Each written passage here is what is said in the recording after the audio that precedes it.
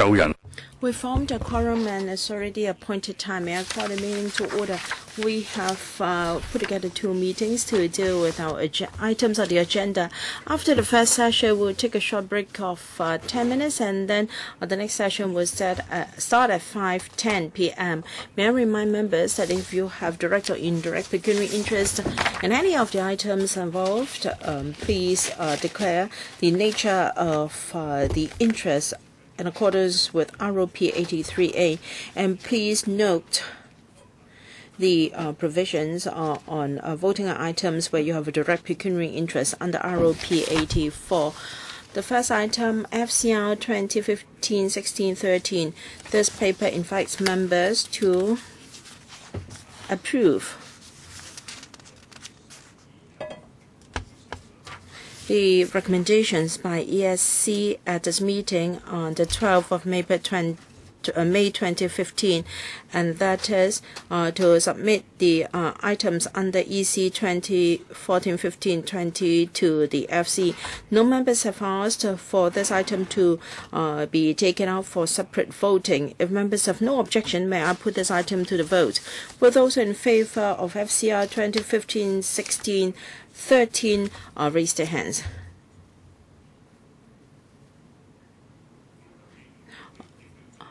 Claim for division. The bell will ring for 5 minutes.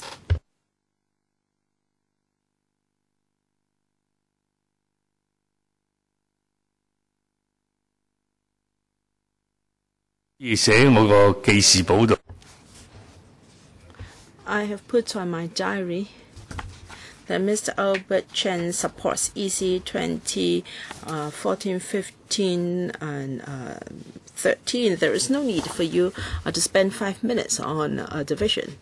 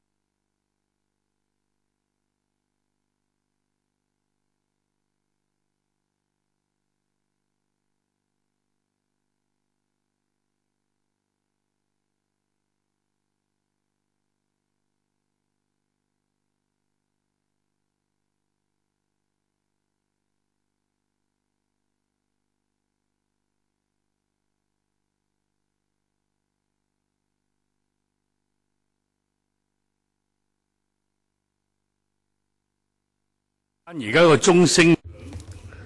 division bell is for the vote on FCR 2015-16 bracket 13 recommendation by the ESC at its meeting on the 12th of May. Creation of posts for the Transport Department.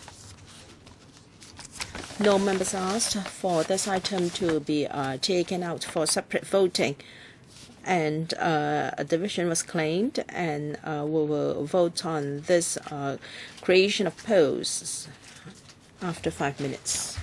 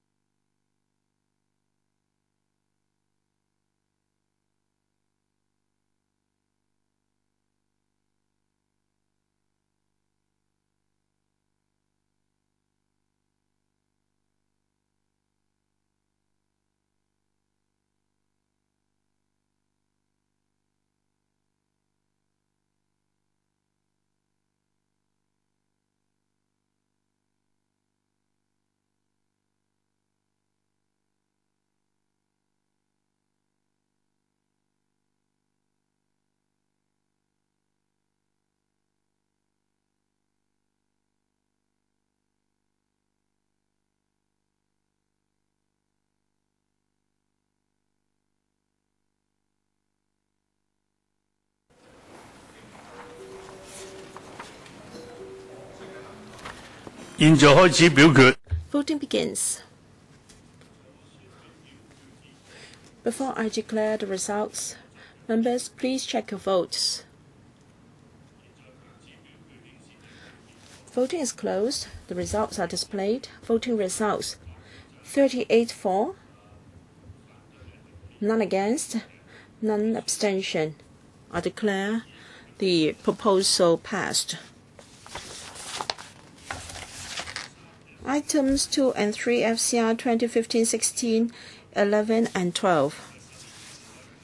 Members will continue to examine the 2 items left over from our meeting dated the 22nd of May. We will conduct a joint debate on these papers, and they will be voted on separately. The first paper is FCR 2015-16, 11, which is the Lantong Hengyun Y Boundary Control Point Associated Works Site Formation and Infrastructure Works.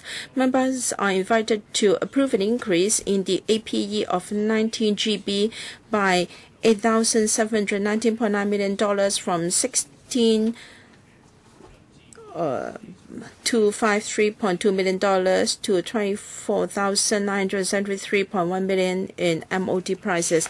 And the second paper is FCR 2015-16, 12. Construction of boundary control point buildings and associated facilities. Members are invited to approve the upgrading of 13 GB to Cat A at an estimated cost of $8.8119 billion in MOD prices. To answer members' questions, we have the following representatives from the administration. Mr. Hon Chi-kung, PS for Development. Mr. Cheng Chi-ming, Deputy Secretary for Development. Mr. Cheng Ting-ning, Project Manager from the CNDD. Mr. Wong Kin-po, Chief Engineer from the Department. Mr. Stephen Tang, Deputy Director of Architectural Services. Mrs. Sylvia Lam, Deputy Director from ASD. And Mr. Michael Lee, Chief Project Manager from ASD. May I remind members that if you intend to move on a motion under ROP 37A on these 2 motions, then each motion should only involve one of the 2 items. And if there is any motion that made reference to more than one item, I will rule it out of order. After we have dealt with all motions moved under ROP 37A, I will put those item to the vote, and then following the same procedures, we will deal with the other item. May I remind members that questions must be directly related to the papers, and there are questions on wider policy issues. They should be dealt with in the relevant panel, and members should not repeat points or questions already made by other members. On my waiting list, there are still a few members waiting to speak in the following order. Mr. Gary Fan, speaking for the third time. 3 minutes. Thank you, Chairman.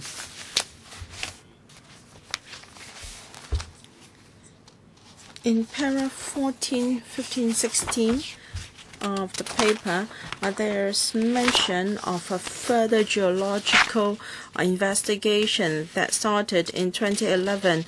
It is now 2015, and you're still doing the works or investigation. I'd like to know whether this is the usual practice. Why don't you start works after investigation is completed? Because if you have already started the works, and if the geological conditions are more complex than earlier expected, then you're saying that the high tendering prices is due to further investigation work to be done by the contractor. So, second, I'd like to know whether insufficient site investigation was done in the past. As a result, the new tenderer has to conduct further investigation.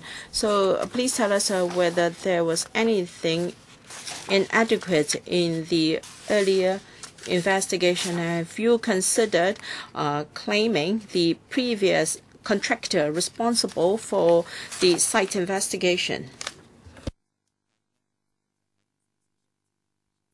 Well, the detailed design was completed in early 2012. Before that, we've already done a lot of site investigation. According to international standards, we should spend about 0.5% of the project budget on site investigation. That would be sufficient. We spent 1.5% of our budget on that already, and we felt that the investigation was done adequately. But given the complex situation for tunneling works, we decided to do further. So after we have spent 1.5%, we decided to do more horizontal site investigation along the alignment of the tunnels, so that more soil samples can be taken to ascertain the accuracy of our site investigation. And that was done before we tendered for the tunneling works. So the information, the contract is now sufficient, and the tenderer submitted bids is bid according to such information. So there is no question of extra costs or claims. So we followed all the usual steps. Mr. Kwokaki, speaking for the third time, 3 minutes. So you're asking for as much as $8.8 billion. You're treating LegCo as an auto teller machine, and the money may be thrown into the drains. So if I heard you correctly, you did more than adequate site investigation. You were up to 15% of the requirement. However, the rocks were harder than expected. But of course, in your paper, you didn't put the blame on the bedrocks, although usually you would do so. And you put the blame on escalated costs in materials and wages. And last time you told us that that has something to do with Shenzhen residents.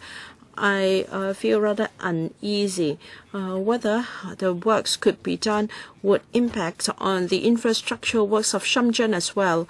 So can you tell us to what extent are our works planned to cater for the interests of Shenzhen as well.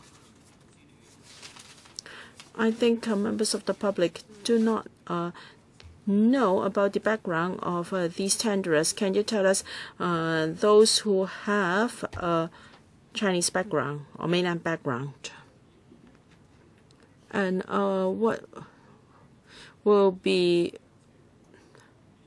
the how will it impact on the GDP of Shenzhen if the works are not conducted? What will be the economic loss to Shenzhen on a daily or annual basis?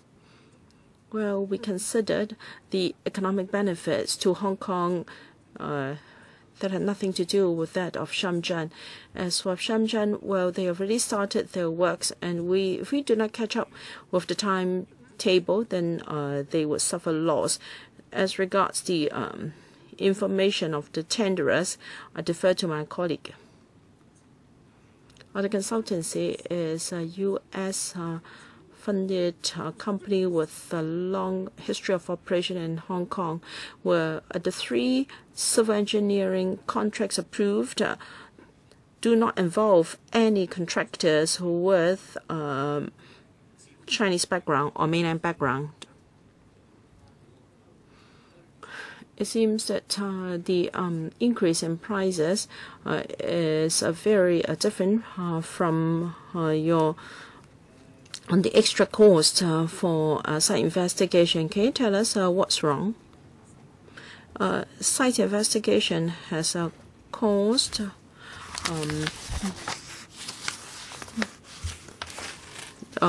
do not account for a large proportion of the escalation costs. It's just that in terms of wages and heavy plant and machinery, market prices have increased, and that accounted for about $3.9 billion of the extra budget. And we've also factoring the possible increases in the future, and we have to share the risks with the contractor, and that would be about $3 billion. That is to cater for possible cost increases in the future. Mr. Bachan, speaker is off mic. Speaker is off mic.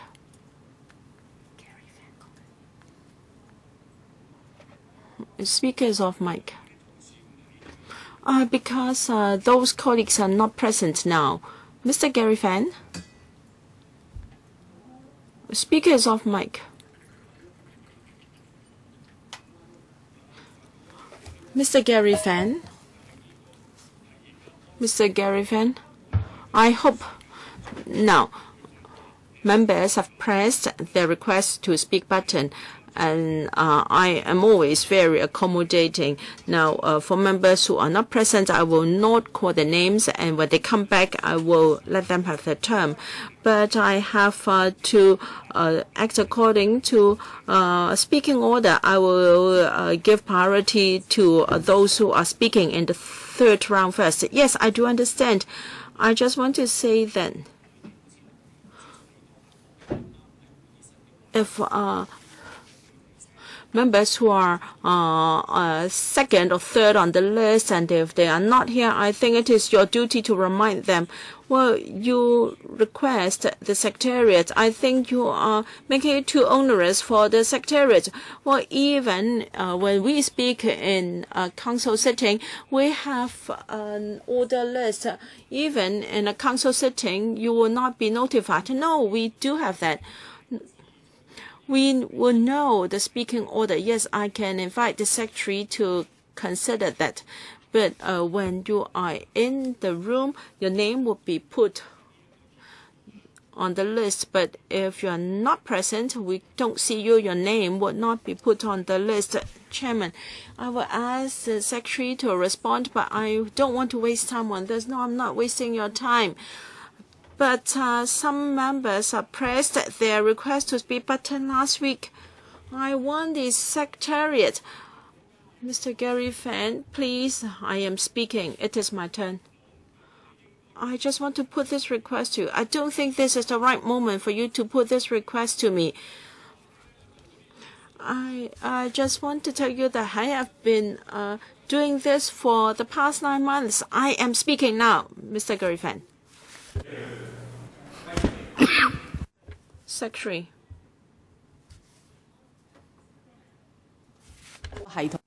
The design of the system is such that there is a mechanism whereby members who are number first, second, third, and fourth in the order will be reminded by a pager message, which is generated automatically, telling them that they are in the first positions of the queue.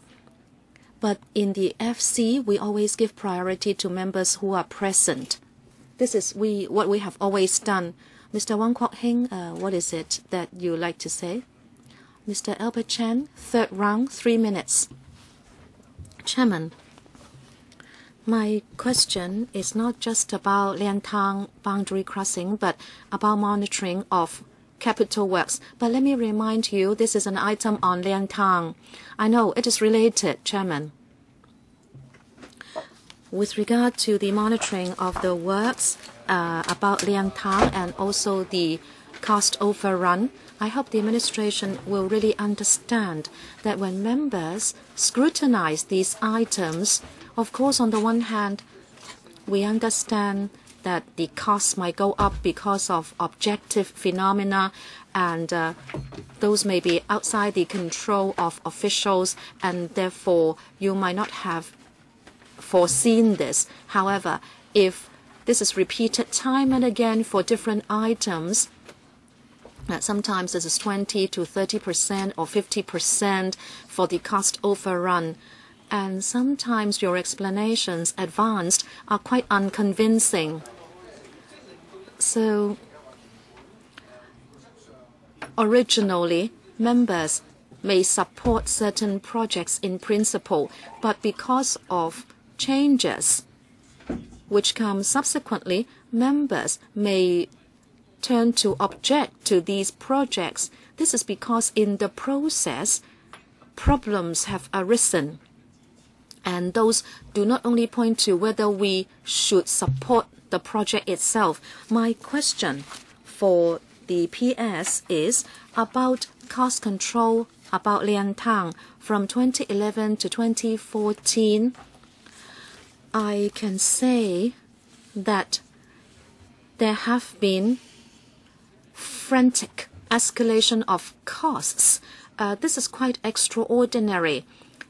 You have told us there have been so many problems in these 3 years. I'd like to ask you what you have done to guarantee that there will not be a cost overrun, and even if there is, it will not go to unreasonable levels. P.S.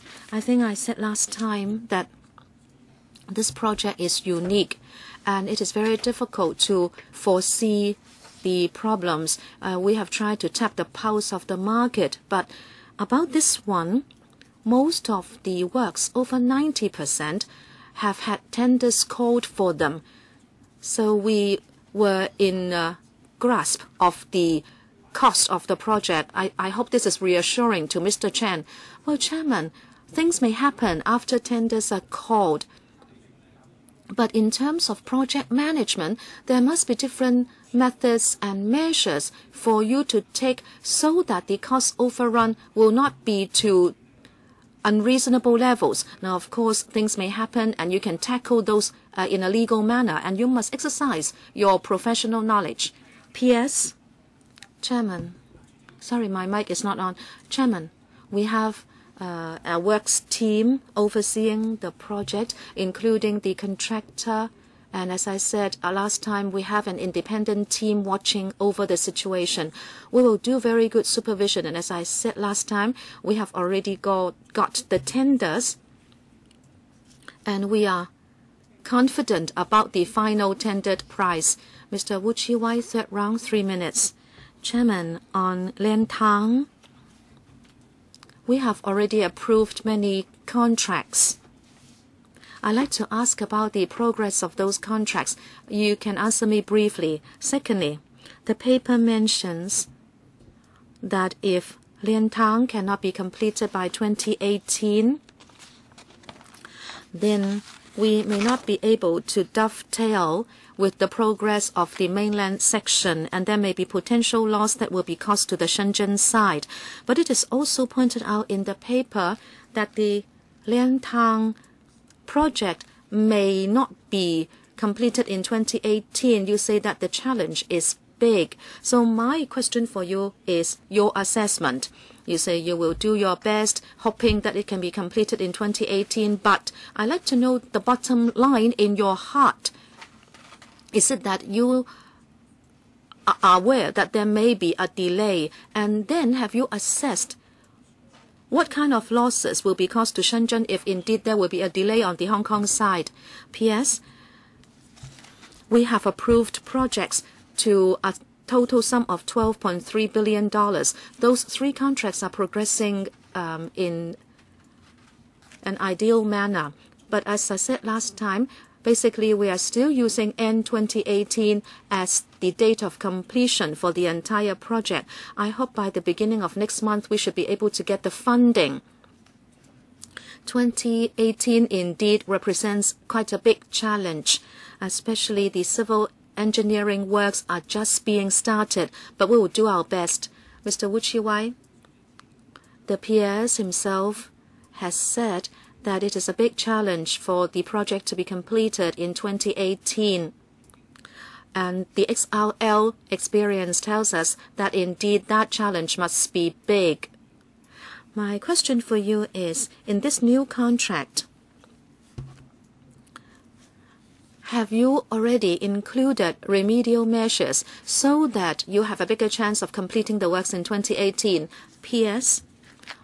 I think Mr. Wu is referring to contract 6.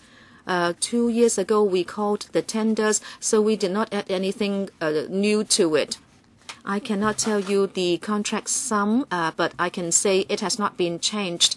Chairman, that I can understand because the contract was formulated 2 years ago, and at that time you might still anticipate that the completion time was all right. As the expert report on XRL said, if the schedule is tight, then they might want to factor in some remedial measures in latter contracts. So are you PS? As I said, Chairman, the contract is for completion by end 2018. This is still our target. As I said last time, when works are undertaken, we will not put in expediting measures in an unreasonable manner in the contracts. Does any other member wish to ask a question? Mr. Gary Fan, 4th round, 2 minutes.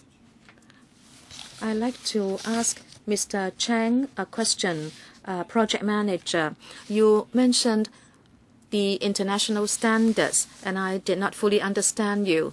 You said that the site investigation work should be 0.5%, but this time around you have already done over and above. You have done 1.5%.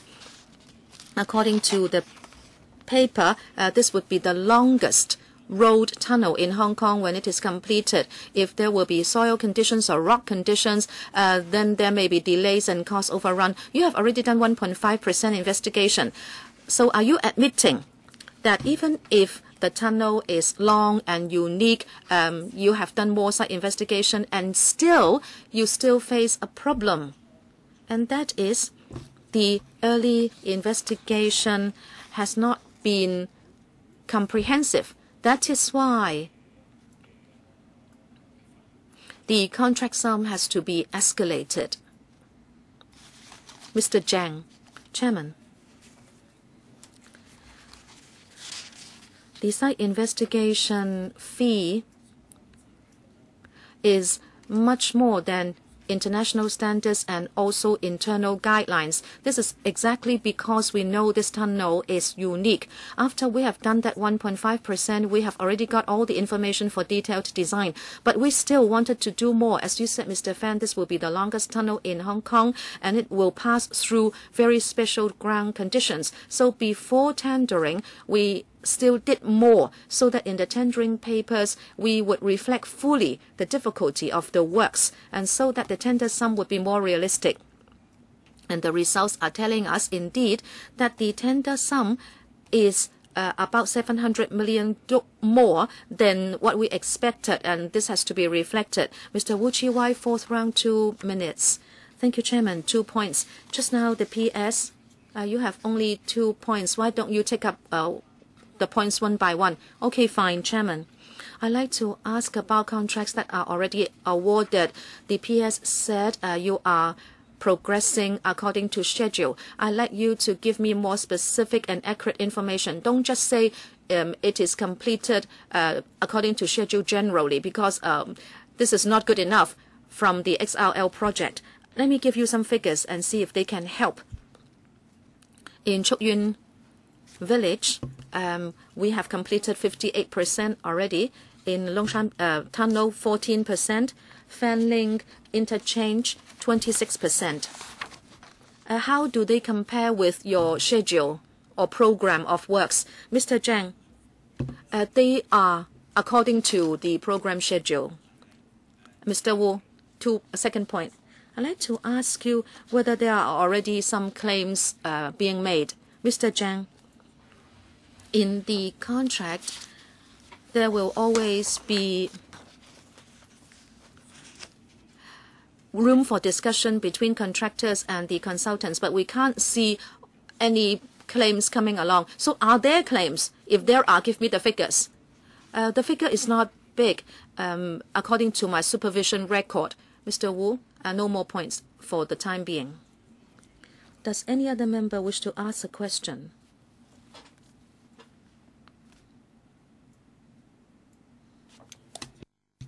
Mr. Claudia Mo, second round, 4 minutes. Thank you, Chairman. A big controversy about this project is that half of it is done on the mainland side, half on Hong Kong side. Many major infrastructural projects are experiencing cost overrun. I'd like to know whether you can put a stop to such cost overrun. You said clearly last time that if we do not give you the funding, it will become an abyss and we will have to fill it with even more financial commitment. But Mr. Albert Lai, a professional engineer, has said that if you fall into this black hole, you have to climb up instead of digging deeper into that hole. Have you considered that? Now, of course, you say, this is unimaginable. We have already started it. Well, you have not even gone to half of the project. You may say, if we stop now, it would be a waste of public money.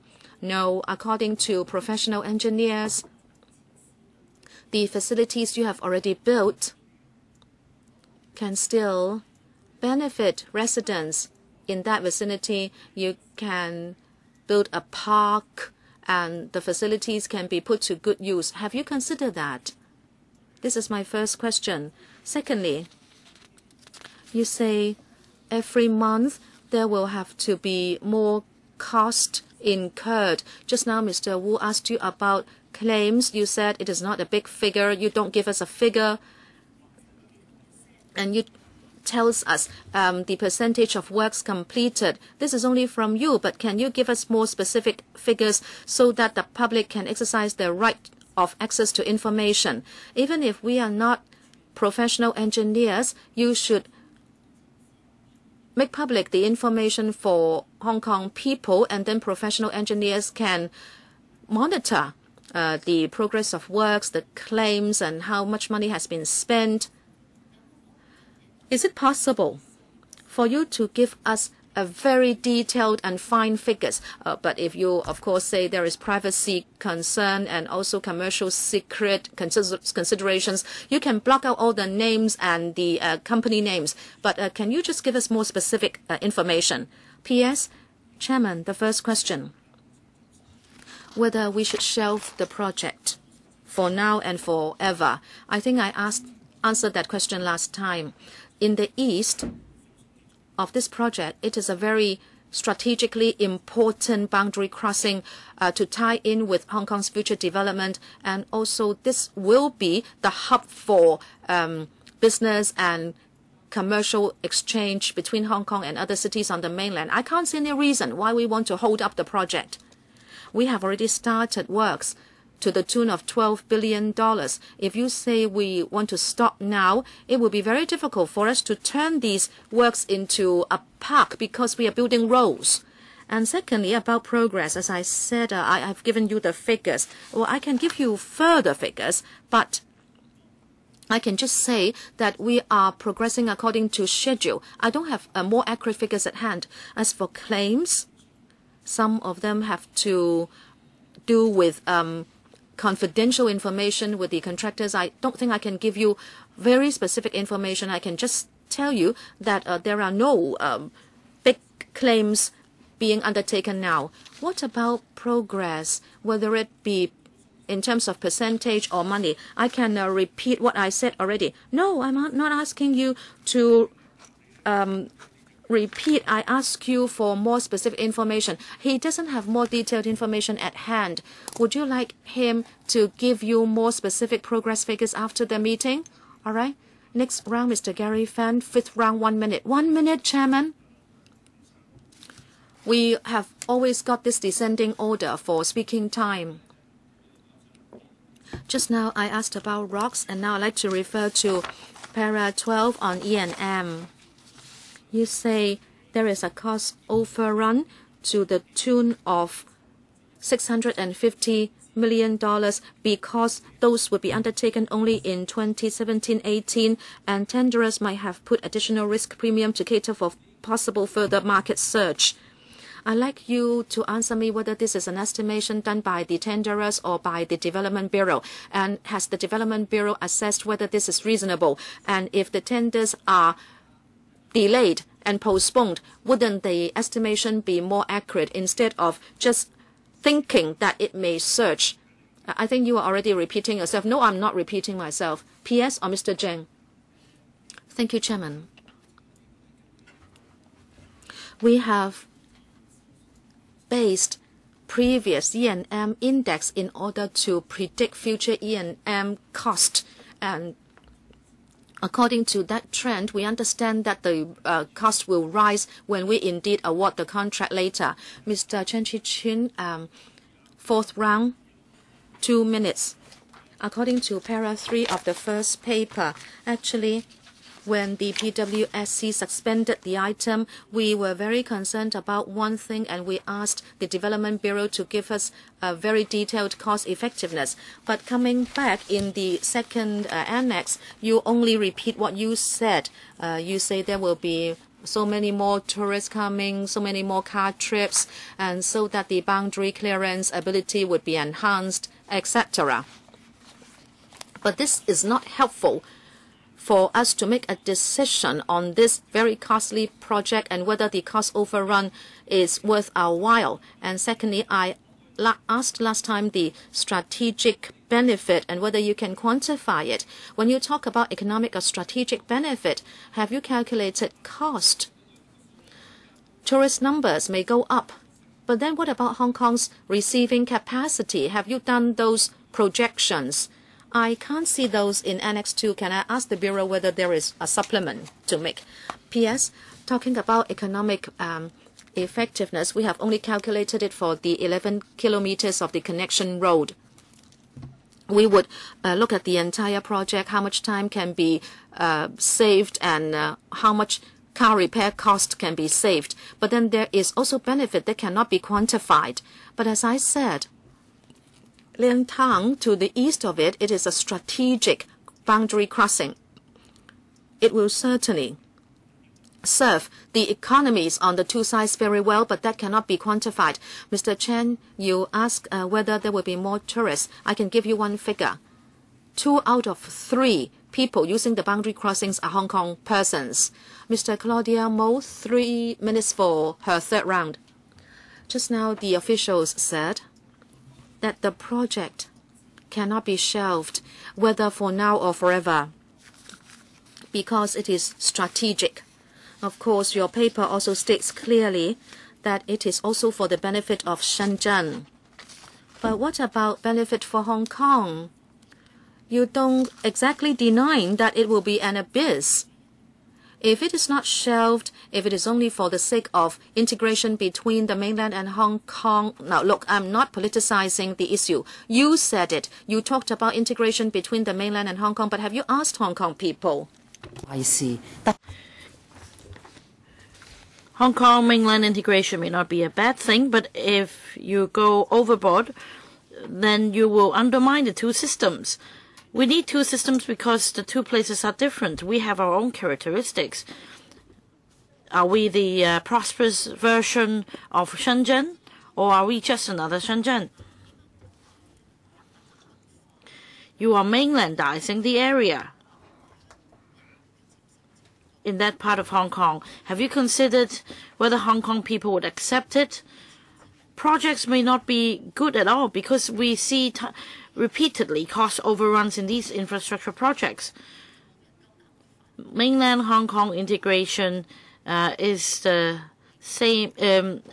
You just keep saying that it is good.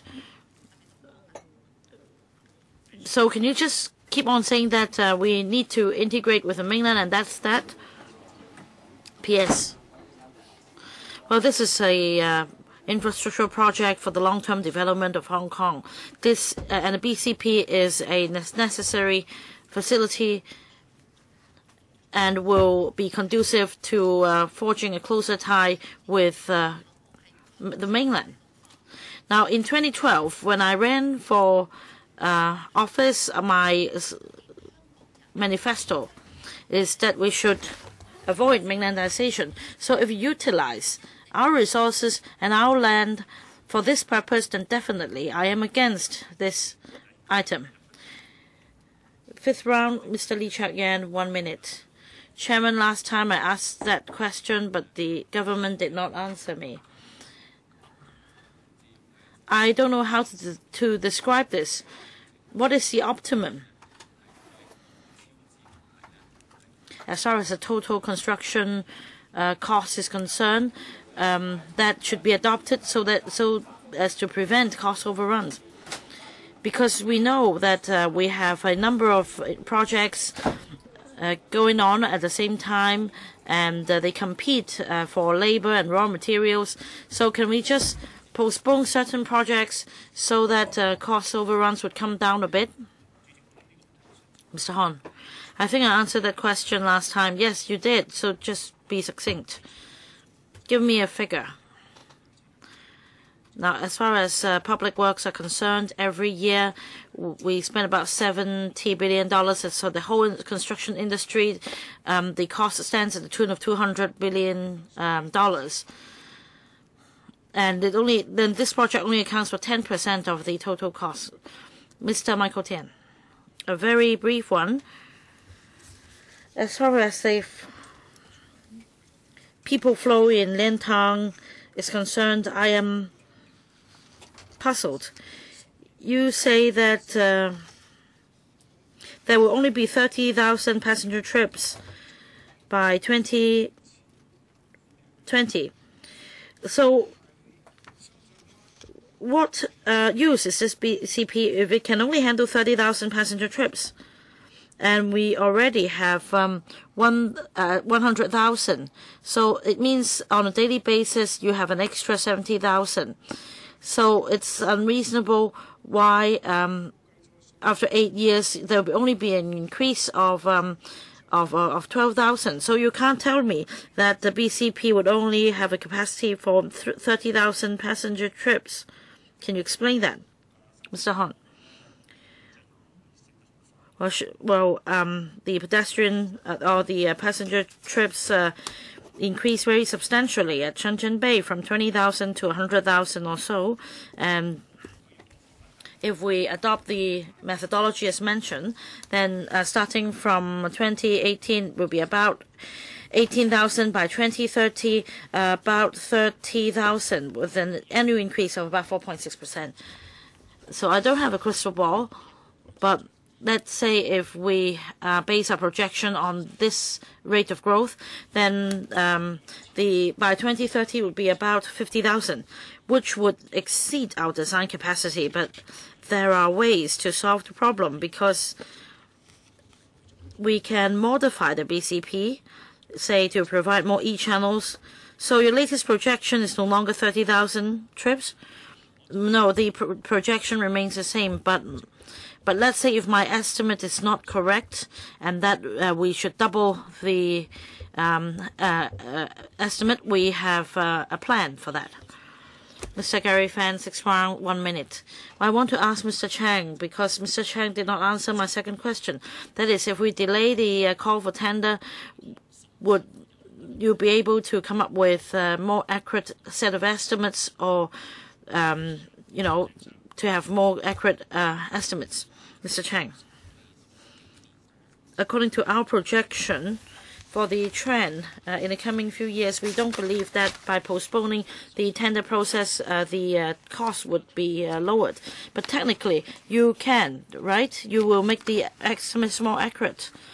Well, in every tender process, the tender price is set according to the prevailing market rate. So technically, it is feasible. You just choose not to do so. Mr. Chang. Well, before calling for tender, we made our own estimates first. And for example, we see a surge in the market rate, and therefore we will set the price higher. But the tender bid submitted would only be known after the end of the process. I still don't quite understand about the 50,000 passenger trips. According to the 4-stage projection model in 2018, well, don't repeat, I only have 1 minute. Let me finish that with you. That means, and the annual increase is about 4.6%. So let's say if I double the figure, some 9% or so. But let's say if you're totally wrong. My question is, with a 100,000 passenger trip estimate, would you be able to handle that?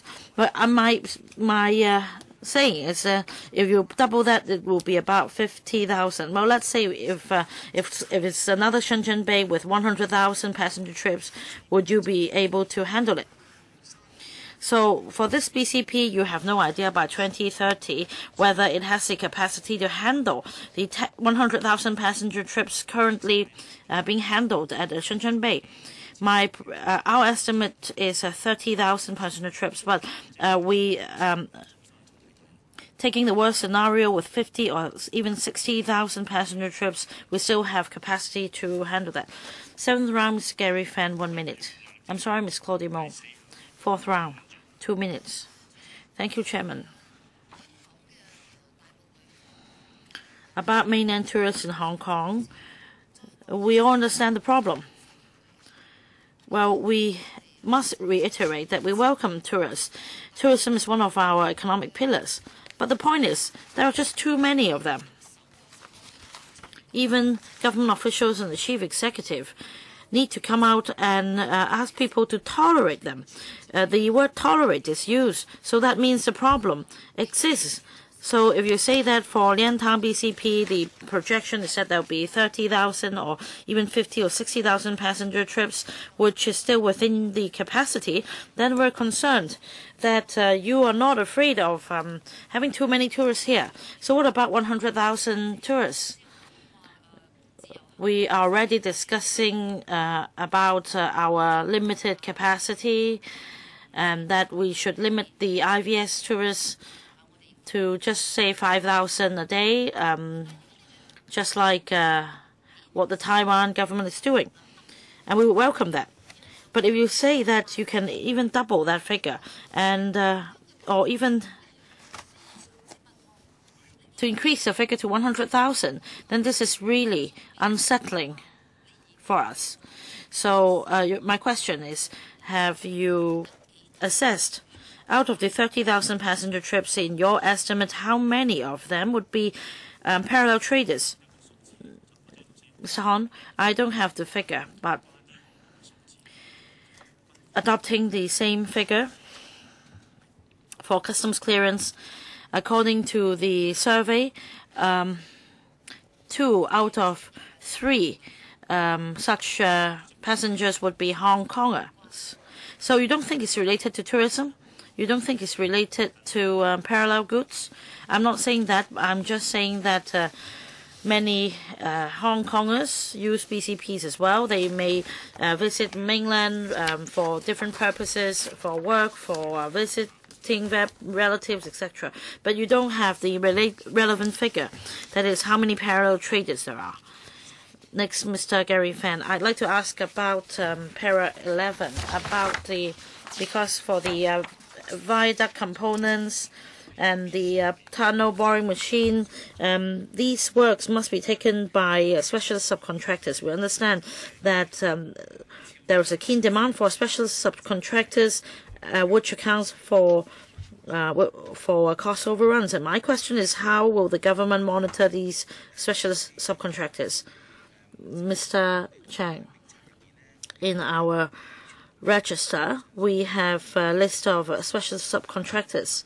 For example, for this Liantang BCP, in the tunnel boring works, we have the specialist subcontractors for that.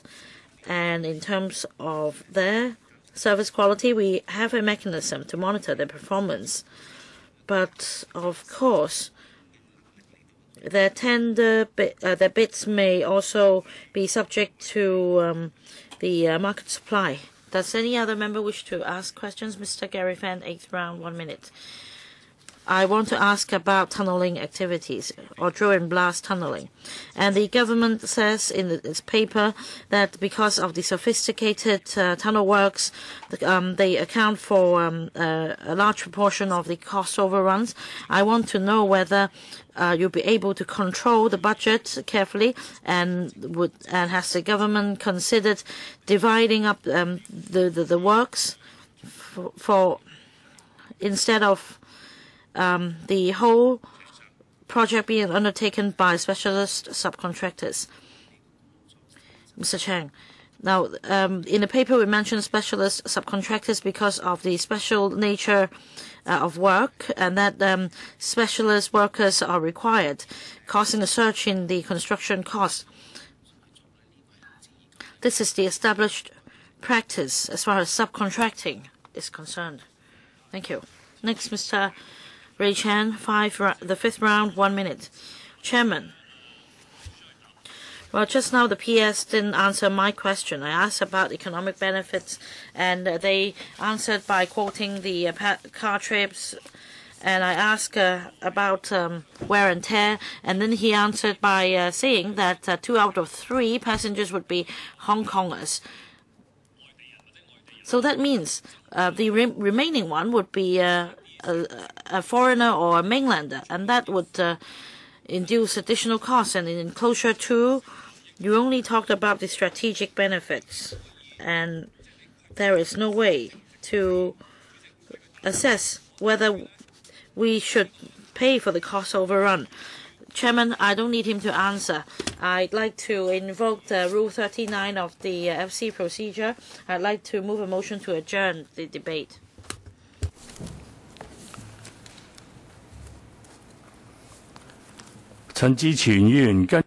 Mr. Ray Chan has invoked Rule 39 of the FC rules to ask committee to adjourn this item, to adjourn the motion. Or can we do it twice? I mean, in relation to paper number 11. Now, I won't teach you how to do it. I'm just asking whether it is only about 11, because we were discussing both 11 and 12 together. So that is to adjourn the item FCR bracket 2015-16 close bracket 11. In accordance with FCR 39, a member may speak on this motion, but may not speak more than once and shall not make a speech for longer than any time period as decided by the committee. I recommend that members do not speak beyond 3 minutes, and please press the button to speak, Mr. Ray Chan. Thank you, Chairman. We've been discussing the paper for over a week, and I respect your arrangement that the speaking time limit should be reduced gradually from 5, 4, 3 to 2 and 1 minute. But the point is, we ask questions and the PS has not been able to answer us satisfactorily. And we asked many questions on the 26th of November. And the reply given by the government in enclosure 2 is not helpful at all for us to consider whether the additional expenditure for cost overrun is worthwhile. I'm asking about economic benefits and how the community would be affected. Yes, we can expand or improve the BCP facilities, but there is always a limit. I also had paid a visit the BCP. It's not the case that we can just open up more e-channels or more clearance channels for more tourists. We must consider the economic costs, social costs. If this doesn't work, if the capacity exceeded, then they should go somewhere else. If say from to another BCT, using another BCP, and also the reason for cost overruns. Of course, there are two reasons. One of which is about the tunneling work, and the other is about costs for machinery, manpower, materials, and I can't tell whether construction workers in Hong Kong now have become unemployed, or that the construction companies would just lay off hundreds of workers, because on the other hand, there are also allegations that they don't have enough work to do. For the rise in the cost of machinery, we believe that the government should be the one to blame. There are a number of government projects having cost overruns in recent years because of one white elephant project after another, such that these projects have to compete for machinery and equipment. So it is time for us to stop and think. If we postpone this project, can we suppress the cost for hiring machinery and materials and labor? And yet the government has not been able to do the calculation. Mr. Gary Fan, I'd like to lay down some facts. In 2007, in the 2030 vision and planning study, and I was a district councillor at the time, I also read the paper. The government said that because of the remote location, it is not suitable to have a BCP at Liantang, Heng Yun Wai, and it would have a huge impact on the transport there and the traffic there. And yet, in less than a year, the government made an about turn, because the Hong Kong government and the Shenzhen Planning Authority came up with the preliminary study for Liantang, Heng Yun Wai boundary control point. But in fact, I also quoted from the paper. As far as cross-boundary traffic is concerned, in fact, the peak was happened in the 2003, 9.88%, and then it gradually declined to say 9.38 million, all the way to 8.76 million in 2008. So the trend is a downward one, and yet the government manipulated with the figures and then told the LegCo that the trend is on the rise. So I think the government is manipulating the figures to distort facts, so that the council would approve a huge budget for the purpose of this project. and the investment return is still a question mark because we have no idea, despite the fact that the cross-boundary traffic is on the decline. And now there is also cost overrun, including the cost for the terminal building, and altogether the total investment for this project is $35.6 billion, including the $18 billion when it was first approved. So with cost overrun of 40%, we're talking about $700 million per year, and it's estimated that per year it will generate $50 billion of economic benefit.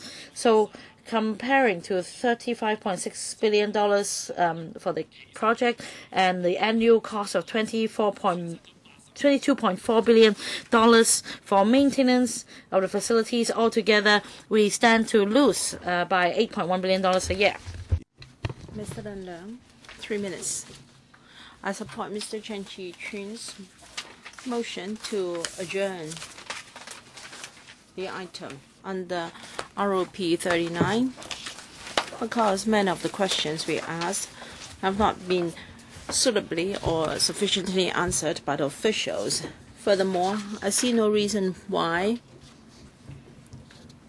we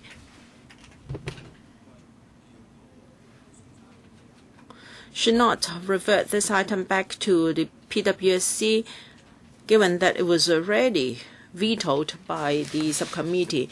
Why was not the paper returned to PWSC to address all the issues before we can have a more comprehensive view from the subcommittee for the FC to consider? Chairman, you heard what the PS said last time. And this is really unprecedented. For items that were submitted to the FC after it was vetoed by the PwC, it only happened once before the handover. It was PwC 2001 number 8. It became FCR 2001 8. It was the phase 1 and phase 2 sewerage plan. However, the two cannot really be compared because there was an adjudication that required the administration to pay before the deadline. For this time, there is no adjudication, and the main difference this time is now for this item, which has already been completed or started, involve huge amount of money, and if we continue with this project, we may be in deeper waters as a result. So if you say that this scenario is very similar to the one on the 28th of April 2000, I really beg to differ. So on this basis, I support Mr. Chen Chi-chun's motion. I hope that the administration can resolve all the issues, answer all the concerns first, and go back to PwSC to seek its approval before the item is submitted to FC. Does any member wish to speak? Mr. Albert Chen, 3 minutes.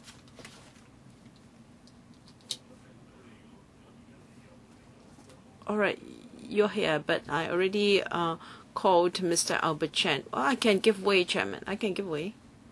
I can give way to Dr. Fernando Zhang. 3 minutes. Thank you, Chairman. I also speak to support this motion to adjourn because the administration's handling is regrettable.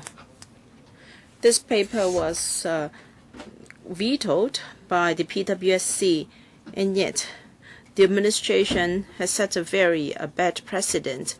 As said by Mr. Alan Leung, before and after the handover, there was only one similar case. But it was because it was legally necessary to do so. But this time, we do not have this necessity, and the administration is doing it with no good justifications.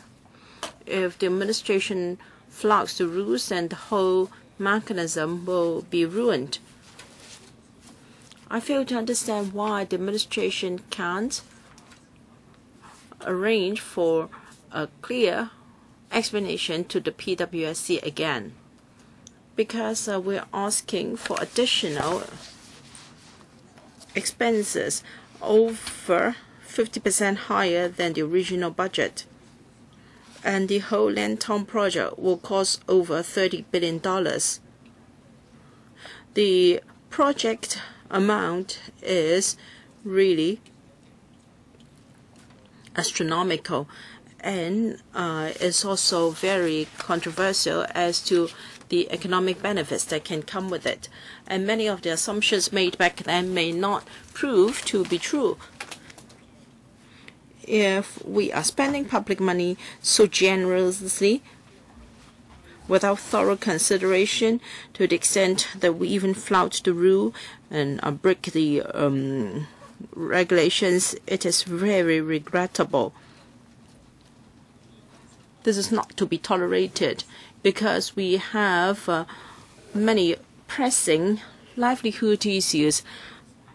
The population is aging, and we have a lot of associated needs, such as ROCHEs, long-term care, community support, so on and so forth. They haven't got the financial or resources support they warrant. The administration has been very miserly when dealing with these issues, and for such projects, even a cost overrun of 50% is taken very lightly by the administration. This paper was vetoed by the PWC, and yet it has found its way to the FC. This is unsupportable. So I support Mr. Chen Chi-chun, Mr. Albert Chen. I have followed public works projects for many years, and I've yet to see a cost overrun to this extent.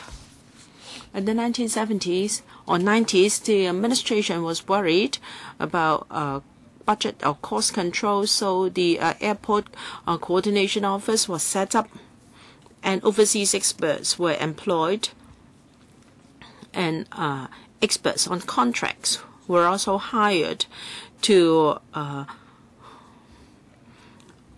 conclude contracts or agreements with large companies. The legislature back then and the Chinese government back then were very concerned about the situation, and there were lots of comments by the then Chinese liaison office as well, or rather the New China News Agency. Perhaps legislators are too rich now, and they couldn't care less when it comes to cost. That was the case with Donald Tsang, and all the more with Siwa Leung and Paul Chen. Paul Chen, of course, is only anxious to make money for himself. The officials sitting here are, relatively speaking, responsible officers. But compared with the situation in the 1990s, what we see here is disappointing. People say that under the British rule, all was possible, and after the British have retreated, we could do nothing. It's because we Chinese are inferior. If there is no one here to keep an eye on the situation, these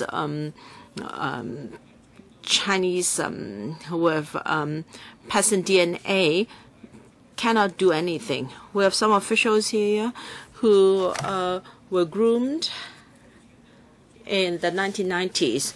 Back then, we employed overseas experts, and by means of technological transfer, officials who are sitting here will benefit from such technological transfer. So we were willing to spend on that. But it's disappointing to see that you haven't learned anything from these experts. The regulatory framework and monitoring back then have not been applied to this case. So what have you done so far to control costs? And the outcome is even more disappointing, and we are worse off than what we were back in 1990s. Ms. Hamley Lau, I agree with colleagues that it is indeed very bad for the administration to submit a paper to FC even though the PWSC has already vetoed it. You should respect the two subcommittees. This has always been our convention. If you can't get the support, if you can't get member support in these two subcommittees, you should go back to the respective subcommittee and get the support of members first. Last week, many members asked how much more were we to spend on this project, and even today officials cannot answer this question. This is very worrying. Time and again you come back to ask for more money, and some members in the business sector have asked me how come we have been turned to an ATM for these large contractors, because it's so easy for LegCo or administration to raise the APE by 30%, by 50%. I think officials should appreciate our worries. This was mentioned last week, but we didn't get any reply. Is it because we have too many infrastructure projects? Some said that we didn't have enough works, and some workers had to be sacked. And then on another occasion, it was said that we had to import foreign labor. So you must talk to the legislature, follow the rules, and go back to the PWSC and try to address the concerns of members. I understand that you say that a delay of a month may cost tens of millions of dollars. Of course, we are eager because it is taxpayers' money. But the way you do it has caused a lot of controversies. It is equally troublesome. So, P.S., I hope you have heard our comments and see how you can address them and do it in the way that respect our practice and convention. Mr. Lee Chuk-yen. Chairman, is all about priorities. We have so many white elephant projects under the excuse of integration with the mainland, and many important livelihood issues were put aside. The CE said yesterday that it was heartrending to see what happened in the recent RCHE. Well, what about the RCHE involved in the Northeast NT new development areas? Now, we are talking about $30 billion in this project, and XRL cost overrun of over $60 billion, and we don't know what will be the final bill. Some say that it may be a project, a cost overrun of $60 billion, of $60 or $50 billion. We are talking about tens of billions of dollars. How much does an RCHE cost? How much will it cost the government to buy more places in private homes? The government doesn't care when tens of billions of dollars are put into infrastructure projects. Emily Au talked about ATMs. I think the pro-establishment members are really very forthcoming. They will give the administration whatever they ask for. We are here to be the gatekeeper. We will not be the fairy godmother. We want to make sure that public money will not be wasted. And then the pro-establishment camp will accuse us of blocking development. But what kind of development are you talking about? You only think of infrastructure, construction, so on and so forth. This is very low-level development, but we will certainly keep the goal for the public. All infrastructure projects are lumped together, are bunched together. Of course, there will be cost overrun. We are short of labor. We're short of plants and machinery. According to the officials here, such costs have increased by 50%. Why are these projects competing for resources? For instance, Lin Tong is not an indispensable project. FTU wants more projects for the sake of construction workers. In fact, this will shortchange the workers, because when there are too many projects, then the people will ask for importation of labor.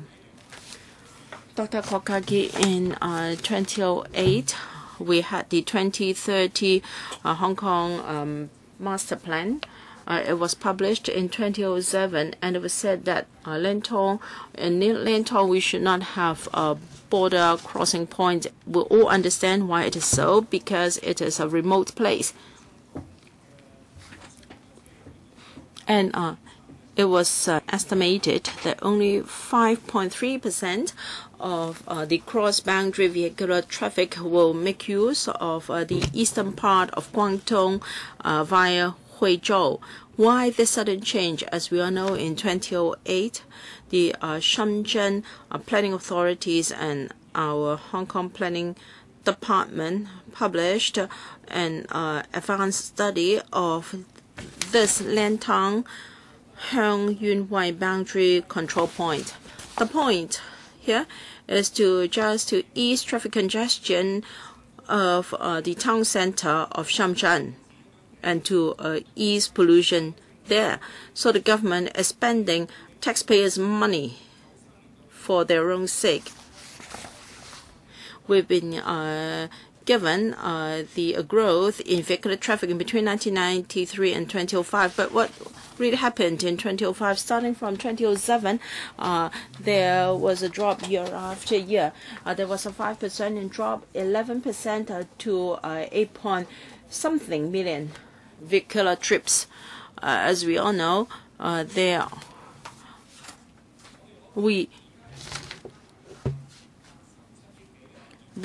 we are going to spend more than $20 billion on this project. Eventually, it will help Shenzhen to improve traffic congestion and pollution in its town center. And yet, we want the administration to have a few more RCHE places. Some elderly persons were stripped, waiting to be showered in the open in a private RCHE, and the government is so bad and so mean to our elderly persons and patients. It claims that there is not enough money and everything has to be gradual. But for this White Elephant project that is done in favor of the Shenzhen government, it is not willing to concede. And when we want to cohort to this project, they will say that, well, this will cause workers to lose their jobs. I don't know whether FTU members know that the contractors are crying out for importation of labor every day. Ms. Claudia Mo. Well, Kwakake said that this is money to be poured into the drains. I think it is even worse. This money is going to hurt others.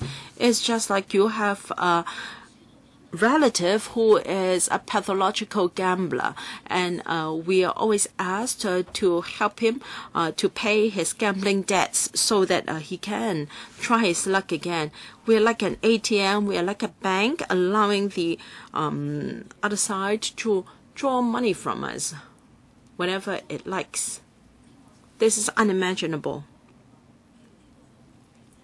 The official said that this is such a very mammoth project with strategic significance. I was so worried that you would think that it is a strategic project for integration of Hong Kong and the mainland.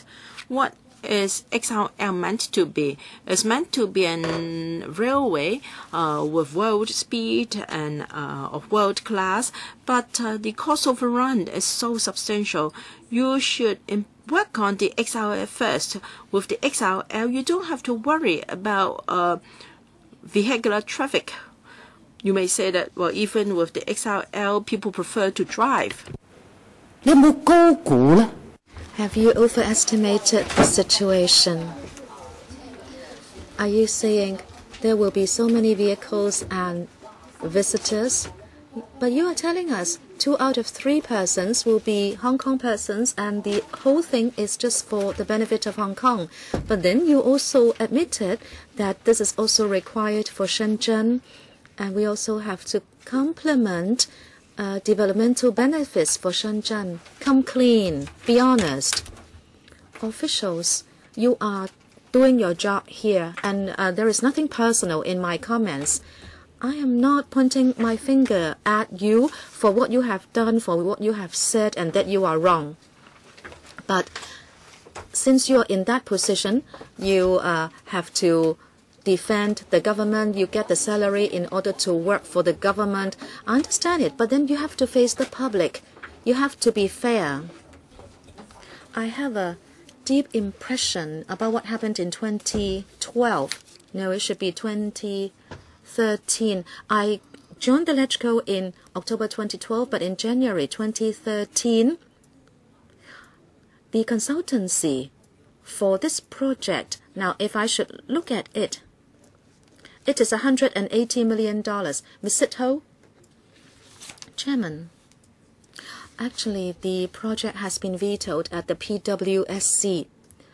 The administration has circumvented all the rules and procedures, and you don't respect the convention, and you have come direct to the FC. If that's the case, why don't you just abolish the PWSC? Whatever the PW does, which is not to the favor of the administration, then you're not respecting it. You have turned the PWSC into a rubber stamp for cosmetic purposes. The pro-establishment camp will say the pandemics are always filibustering, are always in the way. But you have to ask this question. We are gatekeepers on behalf of the public. We have to ask questions. We monitor the work of the government. This is our duty. Should we be rubber stamps? Should we abandon our duties and then we will be doing something right? It's just like the XRL. When it was passed, it was rushed through. And when the undesirable consequence comes up, when you cannot shirk your responsibility anymore, you just blame the government for cheating you. Come on. You cannot be thick-skinned to say every time the administration has cheated you. Remember the abolition of the municipal councils when the powers are not delegated to the district councils and also the XRL. Every time you blame the government for cheating you. Can you be smarter? And even if you don't want to be smart, you should allow us time. Those who don't want to just take it from the hands of the government to ask questions. We have asked for very much information about cost overrun. We have said that the bunching of projects would result in this, and we have said that you should space them out so that you have enough workers without importation of labor, and you can also pull down prices. Because you, the administration, is creating the demand. If you don't create so much demand by bunching the projects, we can pay much less. You may not want to agree with us, but then you have to give us the information. Yet you didn't do it. Last time, we also said that if the rock condition has not been made known to you because you did not do good site investigation, and you say some private owners are there preventing you from doing better site investigation, we have asked you, why don't you abandon the tunnel option and go for a road Instead, you said there would be the need for land resumption. You have considered the situation, and it's better to have a tunnel. Yet, you just said it. You did not give us any information. You might have considered it, but there were two options. One for the tunnel, the other one for a road, but you did not give us any cost comparison. We lack all the information, and yet you ask us to support the project. Sorry, no, I'm not going to do it because I have to act as a gatekeeper. Mr. Leung Yiu-chung, 3 minutes. Chairman, just now Ms. Emily Lau said we should have a dialogue. Yes, we are abiding by that spirit. We'd like to have a dialogue, but unfortunately the officials don't want to talk to us. They would not really discuss matters with us. Moreover, they don't act with protocol, as Ms. Sitho was saying. This project was not supported at the PWSC. It was vetoed, and yet you showed no respect for protocol, and you are using numbers to bully us because you know you would have enough votes here. So this is really a disintegration of all the protocol we have known. Just now, Ms. Claudia Mo said you are doing your job and you should really do what your position requires of you. I want you to also apply your conscience in your job.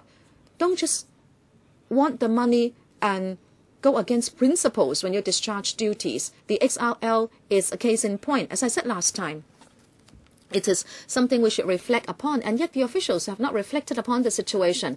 You just emphasized that we have 200 people monitoring the project, and you say we need not worry, there shouldn't be any cost overrun. And it is said that even if there is a cost overrun, it will be watched over. I asked you the question, if there are 200 people watching over the project, what about the XRL? Aren't there also people monitoring the project, and still there is a high cost overrun? Who will pay the bill? Who will solve the problems? Not those people who supervise the project, but the public. How can you face these problems? It seems you are deaf and blind to all these, and you just allowed them to go on. We want to adjourn this item so that you can have more time to think about it. Just now, some colleagues said that the bunching of projects is not a good thing. I asked that question last time. When you bunch the projects, certainly prices will escalate, and there will be tight supply of manpower. And yet you said there won't be a problem. Put your hand on your heart and say it again. Come clean. Face the facts. Speak with your conscience. We have been asking you for more information as to why there won't be a problem. You didn't come up with any answer. You just want to go at it. You're just like C.Y. Leung. As long as you have the authority, you want to go ahead with it. As long as you have all the votes that you need, you wouldn't heed any queries. Mr. Wu Chi-wai, 3 minutes. The Western Corridor at Shenzhen Bay was designed for 40,000 car trips, but then eventually only 10,000 trips could be taken care of.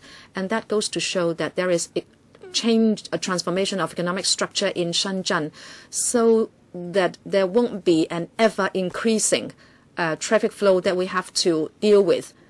The figures are simply different. And for Liantang, we are using the eastern side. You are serving the economic activities on the east, so you want to provide a boundary crossing there. But if we look at the economic transformation in the east side, I am confident that there will be an impact on the traffic that will be generated on the east side. Unfortunately, when we asked the question, the PS and other officials said there will be a compensatory increase of people flow, so you still need that BCP. If the design of the PCP is to take care of both people and car flow, and if because of differences in economic structure, the car flow would be very much different. I think it is just right for us to ask the government to take another look. Of course, you haven't done it. And also at the meetings, I have already said that if you expect a change, a transformation of the economic structure, and so the car trips will reduce in number, we have asked you how we can allow the BCP to have value addedness. But then you said it has been designed and no changes are possible. The ground that has been opened will just be used according to the original plan. But are you being responsible when you say this? And also, in the past 2 years, we have come to know that there is a big number of infrastructural projects in the sector. They are crying foul for the lack of manpower. They are asking for importation of labor. I have asked the administration to space out manpower for the different projects. When there is supplementary provision for one project, the price tag for other projects may also shoot up because the manpower that is available is simply not enough to go round. And this is really about the capacity of the industry to take care of the projects. The administration told us we needn't worry because they have done their sums. If that's the case, then it shouldn't be for other projects also to be increasing in project cost. Mr. Ip Kwok Him, the DAB would object to this adjournment motion. I have heard the opposition party quote a few reasons. Number one, that the mechanism has not been respected, that the protocol has disintegrated, that we have circumvented the LegCo, that there is no respect for LegCo. I think that has been expressed many times. Under the procedures for the FC, it is clear that the FC can independently decide whether to support or throw out decisions of its subcommittees. The rules are there, so don't lie with open eyes. Secondly, that there is bullying because of numbers. What happens at the PWSC goes to show exactly this, because there is a bigger opposition camp element at the PWSC, and also there is bullying in numbers at the PWSC. You don't mention that, but you mention it for FC. I have also heard some members who are quite shameless saying that they are gatekeepers for the public. You also mentioned that in 2003, the Lantang was said to be a remote area. Well, yes, at that time, without any development, that place is a remote place. Even Lok Ma Chau, even Aberdeen have been remote places, but we developed them. Some opposition members also said it was all right for people to wait longer to cross the boundary. Well, you can accept that, but I don't think Hong Kong people can accept that. They have frequent contacts with the mainland and they need the BCP. So this project is absolutely not a white elephant. We are also very concerned about cost overrun. The pro-establishment camp definitely is of the opinion that we need to monitor constant cost overrun, but we don't oppose for the sake of opposition.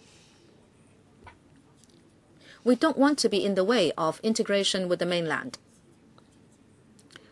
Every month, according to the administration, we need $70 million more if there is a delay. So we can't accept your continued neglect for the benefit of Hong Kong and the hurt done to our financial situation. Therefore, we would object to this adjournment motion. The DAB will object it. Mr. Yu Si-wing. Thank you, Chairman. Some pro-democracy members queried the necessity for the Liantang boundary. If we only look at the present, then Hong Kong will remain as what it is. We will be closing our doors. We will not be facing the world and the mainland, which is a huge developing market. We will only be relying on what we have here in Hong Kong. I don't think that's what Hong Kong people want. Talking about the importance of Liantang, in East Guangdong, we don't have a big enough BCP. We only have shuttlecock. I asked the Development Bureau, I said, given economic development in East Guangdong and the GDP growth is 11% instead of 7%, which is for the country. In other words, Shenzhen development is already quite saturated and they have to go east. If we don't make use of this window of opportunity and think about Huizhou and Shantou and participate in their economic activities so that people from the two sides can increase their exchange and so we can secure more resources for Hong Kong, so there will be more stamina for Hong Kong. Well, now, why don't we build that BCP and seize the opportunity? Why are we still asking why we need the BCP? Indeed, we are already embarking on the works. If we postpone it for 1 month, we will need $70 million more.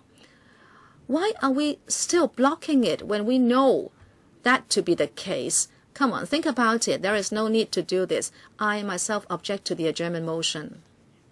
Mr. Chen Kin-po, 3 minutes. Thank you, Chairman. Some people say we should not waste time and argue with the opposition camp, but you have to correct their ill-argued points.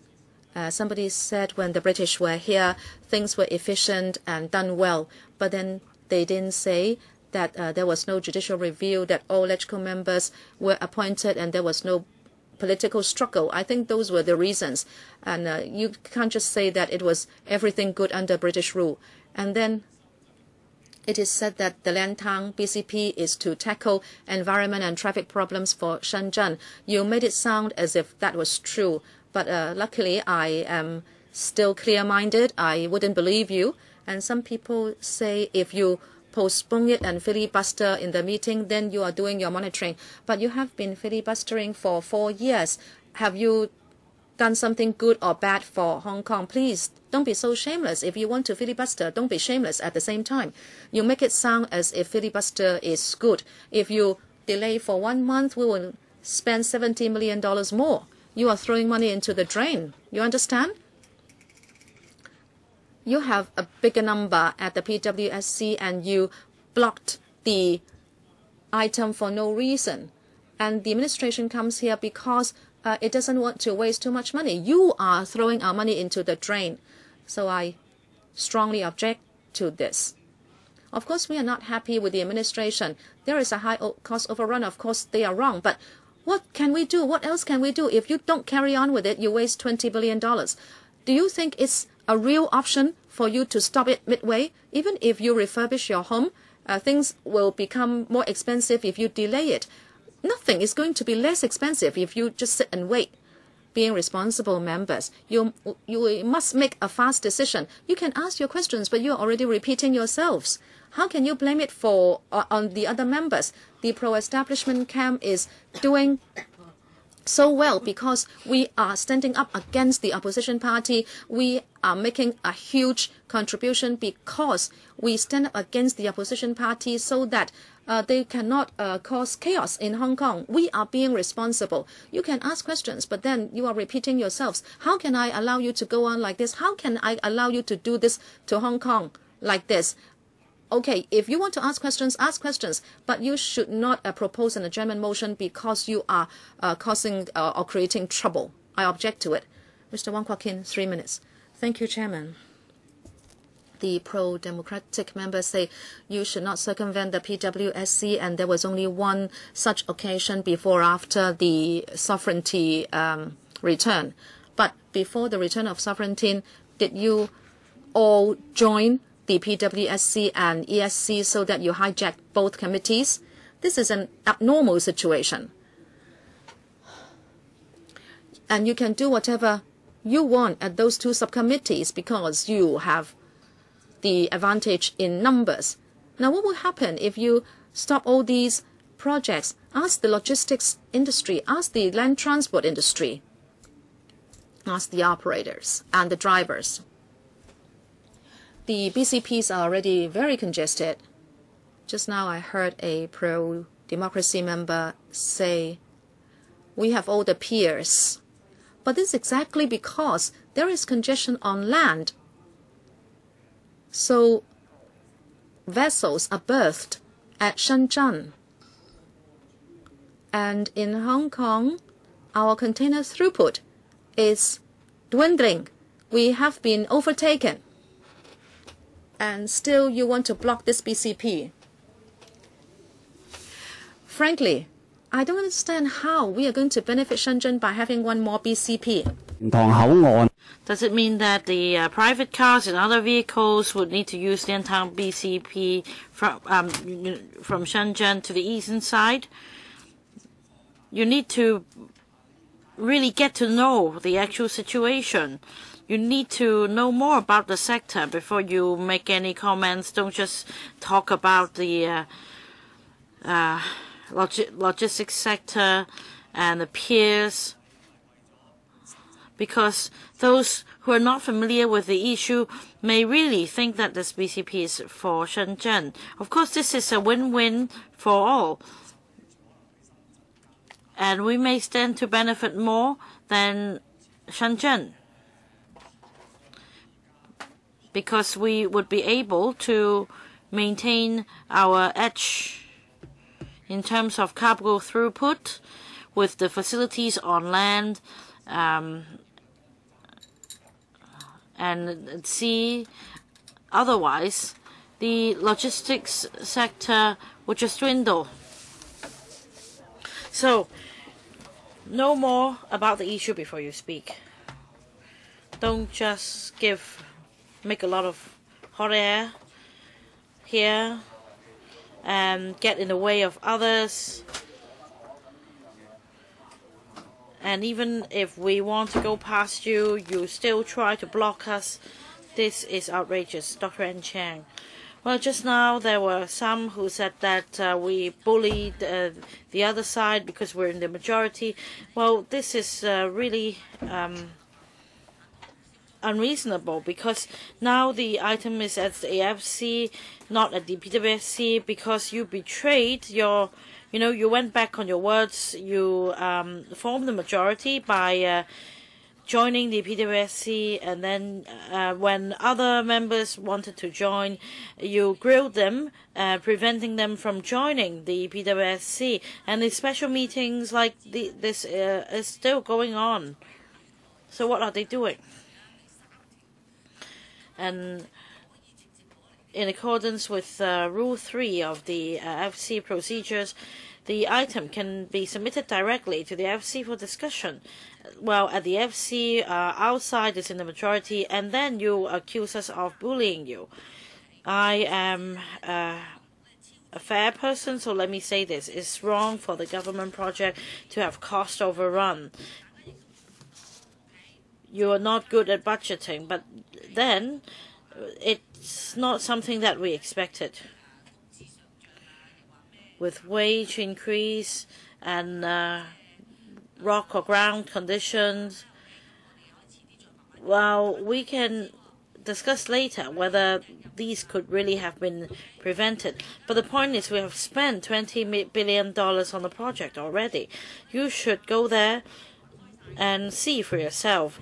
The roads have been excavated, and I just live in the vicinity, and every day I would go past the place, and I'm really antagonized. So they're coming back for more, but more funding. But can we just turn them down? You can make your request, but can we just abandon the excavated roads Can we just abandon the project after spending billions of dollars and leave the tunnel works half done? And we also have members from the from the new territories, representing the new territories, NT-East. This one wearing glasses, who is he? Gary Fan, right? Residents in the new territories east remember him. You're making such a chaos. You don't even live there. And now we spent billions of dollars on the project and all the roads are opened up. And I am really concerned about landslides after heavy rain and blocked drains and flooding. Things are really in a mess. Dr. Kenneth Leung, 3 minutes. Although Anne Chang said okay 18 times, I really don't know if things are okay. Well, in fact, we discussed this item at the PWSC, and some members also talked about the ESC, and I don't get it. This is the established practice. For items vetoed at the PWSC or ESC, it should not be submitted directly to the FC. So, Chairman, I have a suggestion. The item should be discussed only at the FC directly. I don't know constitutionally whether we should just abolish the ESC and the PWSC. Dr. Anne Chang, please keep quiet for the time being. I didn't mention you because I was talking about the constitutional matters. Dr. Anne Chang, it's Mr. Kenneth Leung's time to speak. If you continue, I'll have to ask you to leave the room. Please give me 12 seconds more, Chairman. Now, just now we talk about the win-win situation as far as cargo throughput is concerned for both places. I don't know. I did not look into this matter. I don't think I'm in a position to say this, but as a logistics hub, as for cargo throughput, the trend is that in the coming 2 decades there will be a decline because we have limited land resources. We have the container terminal here because because the terminal provides jobs for workers. But in the coming 2 decades, we should not rely on the container terminal because the cargo throughput is continuously on the decline. And should we have another cargo terminal? If you ask the government, definitely the answer is no. I am against the idea of building luxury homes in Kwai Chung, the site that was supposed to be reserved for another container terminal. So definitely, in the coming decade, the cargo freight business would be on the decline. So do we really need such a big BCP? We're talking about billions of dollars, and this may not be the final sum. Why are we spending so much money? So unless you could give me a the details of cash flow, I don't understand because you talk about price adjustments. Next, Mr. Wong Yuk Man. Thank you, Chairman. Well, a member moved the motion that the discussion on this paper be now adjourned. And this is a good opportunity because otherwise you would just play dumb and be silent. You just press the button and approve the government's paper as a matter of formality. You're just a sore loser. You're not thinking for the interest of Hong Kong. What is meant by hijacking the 2 subcommittees? That's because you can't do that, unfortunately. You have been hijacking the council. Just look at the panels. All the panels are hijacked by you. The council is hijacked by your side. So, and you just want to please the government and praise the government for whatever it does. You criticize the opposition camp for opposing for the sake of opposing, but definitely it must be the case. This is the duty of the opposition camp. We want to have some control over government powers. As far as we can do, we want to control the government's power. Well, Chen Yunhan, Tam Yu-jung, definitely you are Communist Party members, and Chen Du-xiu, founder of the Communist Party, in his late years, he realized that democracy is about having the freedom to object, and the power should not come uncontrolled. This is just common sense. We want selection of C by one man, one vote because we want to impose some control over his term of office, for example. Well, you often criticize the pandems for staging acts for the sake of people's votes, but so do you. The government is in a position of power, not us, and this is one way of having checks and balances. So go on and criticize us for filibustering day after day. You can do the same. Well, when the day comes when Hong Kong has mature party politics, when we can all nominate the party members as CE candidates, then that's another picture. But this is not happening now. In Taiwan, parties come in to leadership, and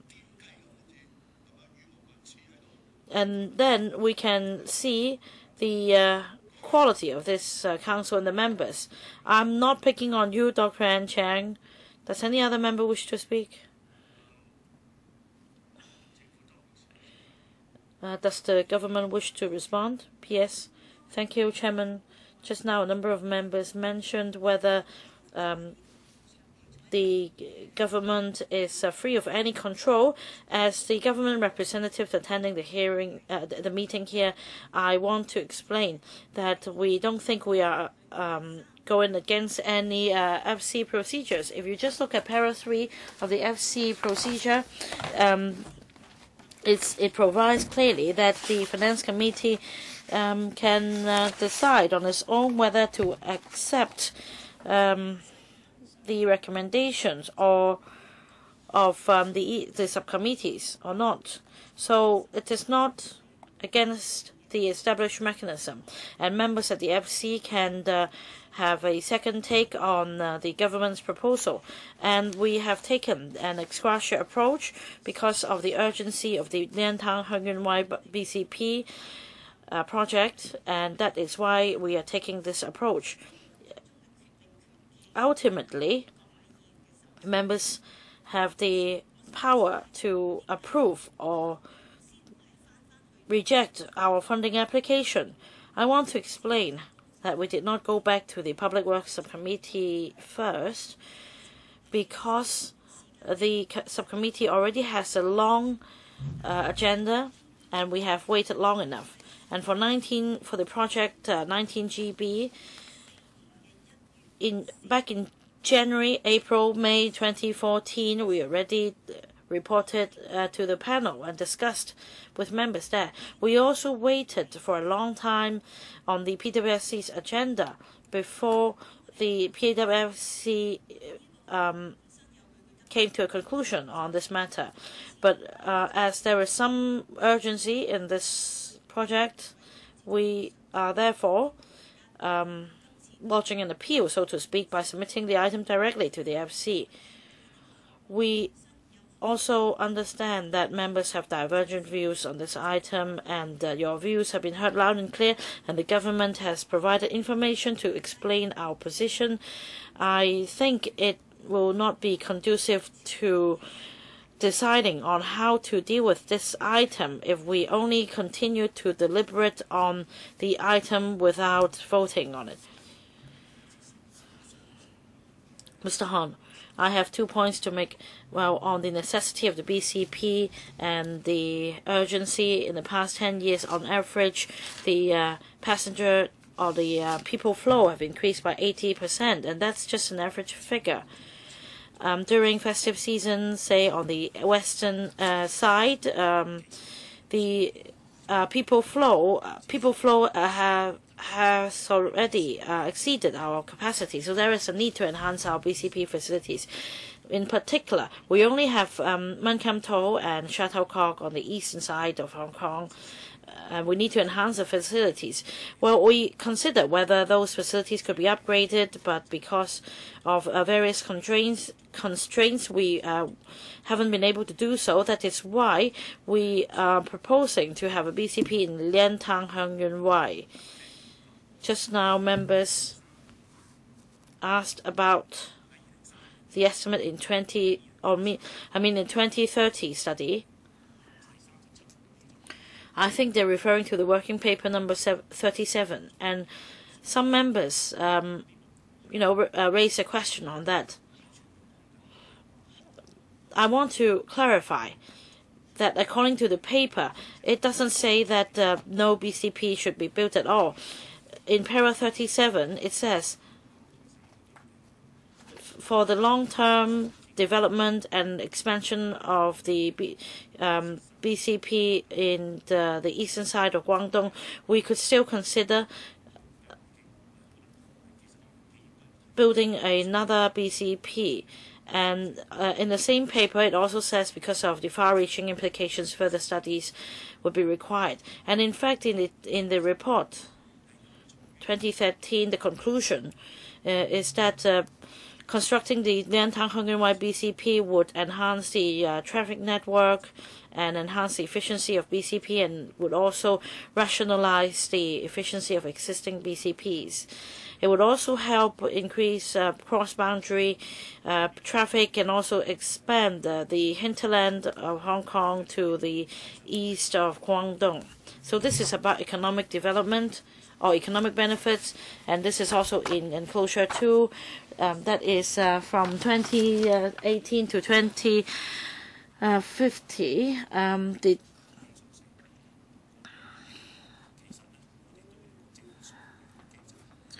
Well, after deducting the cost for maintenance, we can still have some positive benefits. As for some members' suggestion, whether we have any control over costs, well, this is also a major concern of the government. In terms of risk assessment, design, and construction, we would consider implementing measures. Say whether standardized facilities could be provided in our design, and can we use prefabricated materials, and whether we can break down major works into separate projects, and whether new models can be adopted for works contracts. And for all these details, we can explain to members of this council later. Thank you, Chairman. Mr. Ray Chan, 1 minute response. Thank you, Chairman. Just now, Chan Kin Paul made some very emotional remarks. Well, he's just like Ding Hai in the drama series The Greed of Man. He thinks that he is the representative of justice. We are talking about FCR 2015-16-11, which is about cost overrun. The other paper can also be dealt with if necessary. Well, even members from the pro-establishment camp agreed that, like Dr. An Chang, agreed that the cost overrun is wrong, and the government hasn't been able to explain clearly to us. And we should follow the established practices and procedure. Of course, we understand the government has this power. We're asking whether you are using your power to the full. If so, we will also exercise our power to the full. Urgency is not a justification. Is anyone claiming a division? We will take a break and we'll come back at 5:10.